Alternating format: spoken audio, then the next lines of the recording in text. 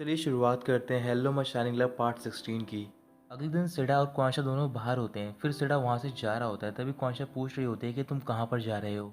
सिडा बोल रहा होता है कि मैं वापस जा रहा हूँ रियान के पास क्योंकि मैं उसे सैड नहीं देख सकता हूँ। सिडा बोल रहा होता है कि मैं वापस जा रहा हूँ रियान के पास क्योंकि मैं उसे सैड नहीं देख सकता हूँ। भले ही वो मुझे पसंद नहीं करती है, लेकिन मैं उसके साथ रहकर उसे देख सकता हूँ, यही मेरे लिए बहुत है। रियोन अपने रूम में बैठी होती है और वो काफ़ी परेशान होती है। जिमो रियान के रूम के बाहर खड़ा होता है और वो उसकी डोर बेल बजाने जा रहा होता है। तभी रियान डोर ओपन करती है और बाहर निकलती है। फिर जिमो पूछ रहा होता है कि तुम कहाँ पर जा रही हो। रियान उसे बता रही होती है कि मैं सिडा के रूम में जा रही हूँ देखने के लिए कि वो वापस आया या फिर नहीं।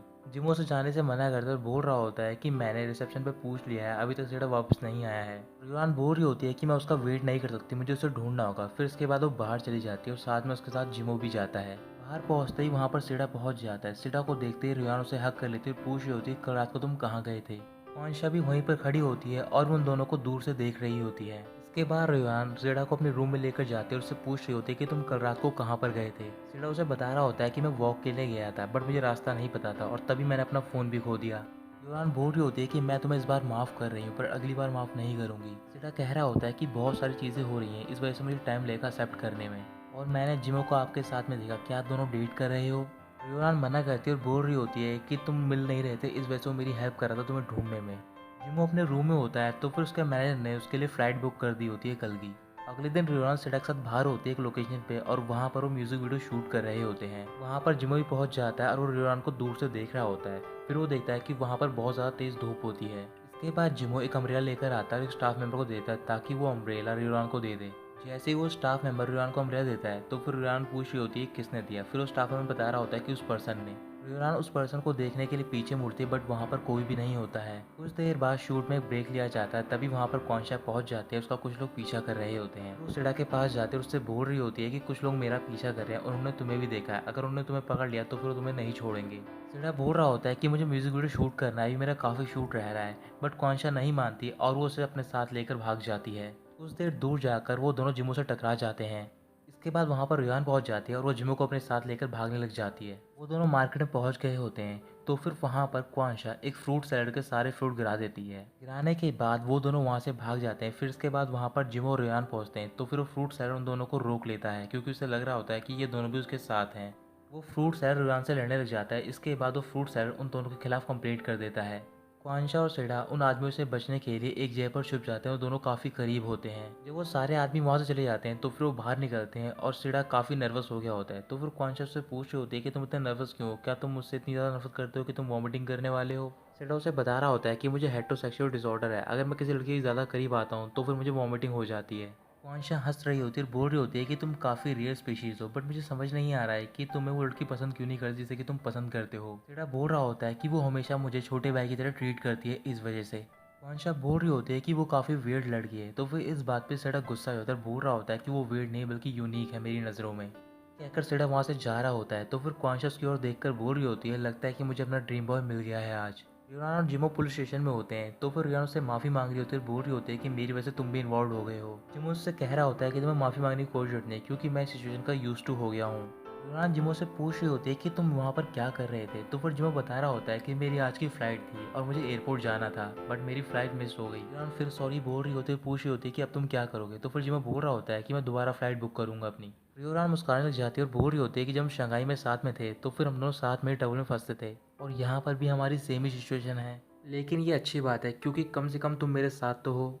सिडा अपने होटल वापस पहुंचता है तो फिर वो देखता है कि वहाँ पर उसका डायरेक्टर होता है और वो उससे पूछ रहा होता है रुयान के बारे में। डायरेक्टर सिडा को बता रहे होते हैं कि तुम्हारी वजह से रुयान की किसी से फाइट हुई है और वो भी पुलिस स्टेशन में है। फिर सिडा पुलिस स्टेशन जा रहा होता है, उसके साथ में कौनशन भी जा रही होती है। तभी सिडा उसे रुकने के लिए बोलता है। कौनशन बोल रही होती है कि अगर तुम चले जाओगे तो फिर मेरी टेक केयर कौन करेगा और मैं वापस नहीं जाना चाहती हूँ। सिडा बोल रहा होता है कि मैं तुम्हारे लिए जिम्मेदार नहीं हूँ कि मैं तुम्हारी टेक केयर करूँगा, वैसे ही तुमने मेरे लिए बहुत ज़्यादा ट्रबल क्रिएट कर दिया और तुम्हारी वजह से रोयाना भी पुलिस स्टेशन में है। ये कहकर सिडा वहाँ से चला जाता है। उसके जाने के बाद कौनशन बहुत ज़्यादा गुस्से में होती है और बोल रही होती है कि इतनी की खासियत उस लड़की में, तुम उसे इतना पसंद करते हो। जिमो एक बेंच पर बैठा होता है तो फिर रियान वहीं पर सो जाती है और अपना सर उसके शोल्डर पर रख लेती है। जिमो उसे उठाकर बोल रहा होता है कि तुम ऐसी सिचुएशन में भी सो सकती हो। रियान कुछ भी नहीं बोलती दोबारा सो जाती है तो फिर जिमो उसकी ओर देख रहा होता है, तभी वो अपना कोट उतारता है और उसके ऊपर रख देता है। कुछ ही देर बाद वहाँ पर एक ऑफिसर आता है और वो जिमो से बोल रहा होता है कि आप लोग यहाँ से जा सकते हो क्योंकि आपकी कोई भी गलती नहीं है इसमें। जैसे ही वो बाहर पहुँचते हैं तो फिर वहाँ पर सेडा खड़ा होता है। जिमो रियोन से बोल रहा होता है कि तुम दोनों बात कर लो, मैं वापस होटल में जा रहा हूँ। जिमो के जाने के बाद रियोन सेडा से बोल रही होती है कि वो लड़की कौन थी तुम्हारे साथ में और वो लोग तुम्हारा क्यों पीछा कर रहे थे। इसके बाद सेडा रियोन को सारी बातें बताता है उस लड़की के बारे में। इधर जिमो होटल नहीं जाता है बल्कि वो उस जगह पर जाता है जहाँ पर रियोन से पहली बार मिला होता है सिटी में, यानी कि विशिंग ट्री के पास। रियोरान और सेडा होटल पहुंच गए होते हैं बट वहाँ पर जिमो नहीं होता है। फिर रियोरान भी उसी विशिंग ट्री के पास जाती है और देखते हैं कि वहाँ पर जिमो खड़ा होता है। उसे देखकर वो हंसने लग जाती है। जिमो पूछ रहा होता है कि तुम्हें कैसे पता था कि मैं यहीं पर मिलूंगा। रियोरान उसे बता रही होती है कि मैंने सिर्फ गैस किया था और मैं ये चाहती भी थी कि तुम मुझे यहीं पर मिलो। इसके बाद रियोन जिमो को कोट वापस कर रही होती है। जैसे ही जिमो को कोट लेता है तभी रियोन कोट को दोबारा पकड़ लेती है और बोल रही होती है क्या हम आखिरी बार मिल रहे हैं, अगर ऐसा है तो फिर मैं फेयरवेल एक सेरेमनी के साथ बोलना चाहूंगी। ऐसे लोग यहाँ पर विश मांगने के लिए आते हैं, अगर मैं सेरेमनी के साथ फेयरवेल बोलूंगी तो फिर मेरे पास हिम्मत होगी आगे बढ़ने की। ऐसे ही मैं लव से हर्ट हो चुकी हूँ पर जब से मैं तुमसे मिली हूँ मैं दोबारा लव की फीलिंग फील करने लगी हूँ और तुमने मुझे इम्प्रेस भी किया है। इसी वजह से मैं एक और बार ब्रेव बनना चाहूंगी अपनी फीलिंग्स को लेकर। क्या हम दोनों अपने सारे कंसर्न को पीछे छोड़ के लवर्स की तरह रह सकते हैं। जिमो कुछ भी नहीं बोलता और रियोन को अपने साथ एक टेंपल के पास लेकर जाता है। फिर वो वहाँ पर प्रे कर रहा होता है। रियोन जिमो की ओर देख रही होती है तभी उसके सामने जाकर खड़ी हो जाती है। जैसे ही वो अपनी आंखें खोलता है तभी रियोन उसे किस कर लेती है। किस करने के बाद वो वहाँ से जा रही होती है बट जिमो उसे नहीं जाने देता और वो उसे दोबारा किस कर लेता है। फिर वो वापस चले जाते हैं। रियोन अपने रूम में होती है और वहाँ पर ड्रिंक कर रही होती है। इसके बाद वो जिमो के रूम में जाती है तो फिर जिमो पूछ रहा होता है कि तुमने कितनी ड्रिंक कर रखी है। रियोन मुस्कुरा रही होती है और उससे बोल रही होती है कि मैं अपने आप से बहुत ज़्यादा नफरत करती हूँ क्योंकि जब भी मैं ड्रिंक करती हूँ मैं हमेशा तुम्हारे पास ही आती हूँ।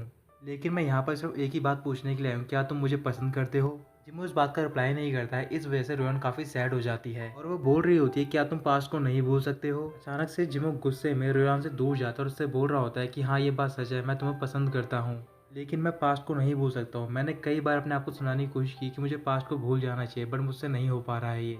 रियोन रोने लग जाती है और बोल रही होती है कि मैं समझ गई हूँ बट मैं नहीं चाहती हूँ कि हम दोनों स्ट्रेंजर बन जाएं। क्यों ना हम ऐसा करें कि हम दोबारा से शुरुआत करें। जब हम वापस पहुँचेंगे शंघाई में तो फिर वहाँ पर हम दोनों फ्रेंड बनने से शुरुआत करेंगे। जिमो अभी भी कुछ नहीं बोलता तो फिर रियोन चुपचाप अपने रूम में चली जाती है। अगली सुबह जब रियोन उठती है तो फिर उसके रूम के बाहर एक स्टाफ मेंबर आई तो उसके लिए खाना लेकर। तो फिर रियोन उससे बोल रही होती है कि मैंने खाना ऑर्डर नहीं किया है। फिर स्टाफ मेंबर उसे बता रही होती है कि ये खाना आपके लिए एक लड़के ने ऑर्डर किया और उसने मुझसे आपको एक कार्ड भी देने को बोला है। इसके बाद वो उसे कार्ड देती है। कार्ड पढ़ने के बाद रियोन खुश हो जाती है। उसमें लिखा होता है कि फ्रेंड हम शंघाई में मिलेंगे।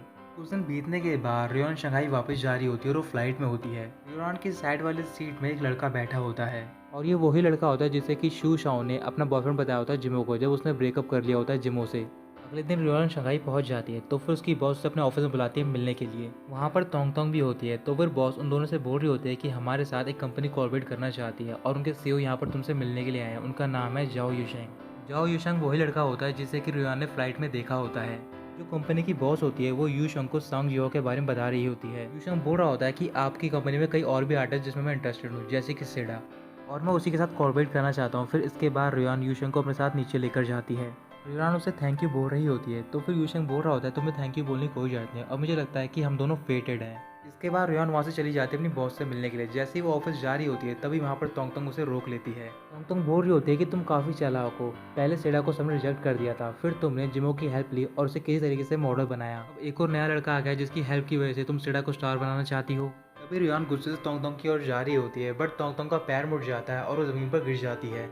जिमो अपनी कंपनी की एक मीटिंग में होता है तो फिर वहाँ पर वो एक प्रोजेक्ट को स्पॉन्सर करने की बात कर रहा होता है। स्टाफ मेंबर पूछ रहे होते हैं कि आप उस प्रोजेक्ट में स्पॉन्सर क्यों करना चाहते हो। तो फिर जिमो उन्हें बता रहा होता है कि वो एक बहुत ही बड़ा इंटरनेशनल फिल्म फेस्टिवल है, अगर हम उसे स्पॉन्सर करेंगे तो फिर जो हमारी इंटरनेशनल इन्फ्लुएंस है वो बढ़ेगी और साथ ही में पॉपुलैरिटी भी। इसके कुछ देर बाद जिमो किसी से मिलने के लिए जाता है और वो उससे इसी प्रोजेक्ट के बारे में बात कर रहा होता है। जिमो उस पर्सन को एक कॉन्ट्रैक्ट देता है और उससे बोल रहा होता है कि अगर आप चाहोगे तो फिर हम बिडिंग और भी बढ़ा सकते हैं। वो पर्सन बोल रहा होता है कि बात पैसों की नहीं है बल्कि हमें बहुत सारे प्लान्स रिसीव हुए हैं। इस वजह से मैं आपकी कंपनी का जो प्लान है पहले अपनी एवोल्यूशन टीम को दूंगा, जो वो एवोल्यूशन कर लेगी तो भी मैं आपको कुछ बता पाऊंगा। रियोन अपनी कंपनी से बाहर जा रही होती है तभी वो देखती है कि वहाँ पर यूशंग उसका अभी भी वेट कर रहा होता है। फिर वो उससे पूछ रही होती है कि तुम यहाँ पर क्या कर रहे हो। यूशंग बोल रहा होता है कि मैं तुम्हें एक ट्रीट देना चाहता हूँ बट रियोन उससे बोल रही होती है कि मैं काफ़ी थकी हुई हूँ अभी। यूशंग कह रहा होता है कि मैं तुम्हें मील पर इसलिए लेना चाहता हूँ ताकि हम दोनों बात कर सकें। तो फिर रियोन उसकी बात मान जाती है। यूशंग काफ़ी सरप्राइज होता है और बोल रहा होता है कि अभी तो तुमने मुझसे बोला कि तुम काफ़ी थकी हुई हो, बट रियोन मना करती है, बोल रही होती है कि अगर ये काम की बात है तो फिर मैं चल सकती हूँ तुम्हारे साथ।